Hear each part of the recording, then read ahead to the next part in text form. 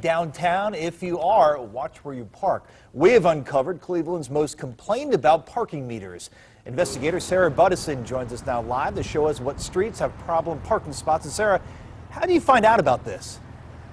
Chris, a viewer complained to us, so we pulled the records for all of Cleveland's parking meter complaints.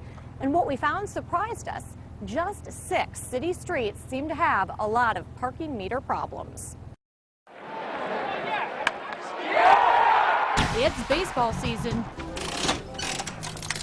There's a new casino, an aquarium, plus the Medical Mart opening next summer, and plans for the East Flats, too. We have a big stake in what's about to happen. Cleveland is investing millions of dollars to bring people downtown.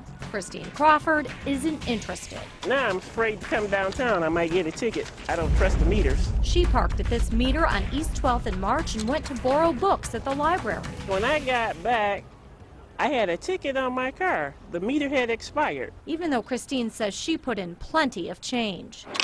They put the ticket on there at 1:08. I didn't even get an hour, but I had enough money in there for an hour 53 minutes. So we reviewed 920 parking meter complaints in Cleveland during a 14-month period and found Cleveland has some parking meter problems. How many meters would you say we have with a big history of malfunctions?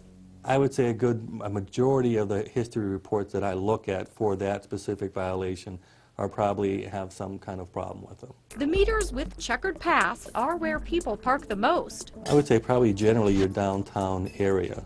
That's where I think the majority of the meters are, at least the ones that I see that people are complaining about. Ryan Mahone is one of 2 hearing examiners who review parking ticket complaints.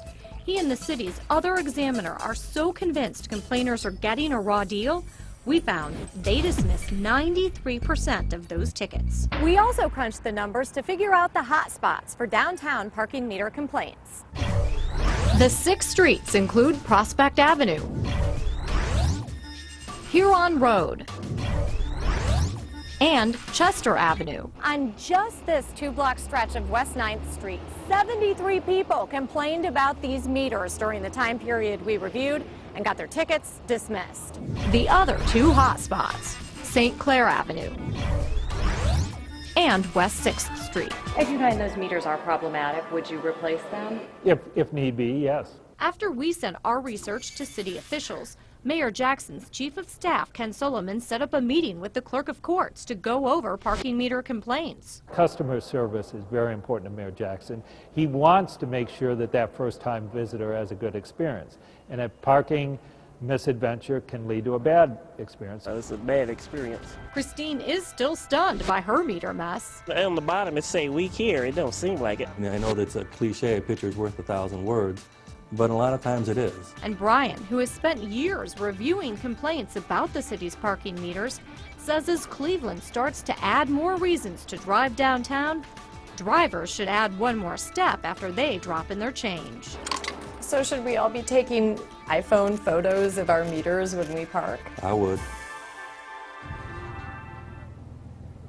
So yes, you can avoid getting burned by a bad meter. Like Brian said, pull out your phone, snap a picture of the time and the time left on your meter, and then if you get a ticket, complain in writing or in person.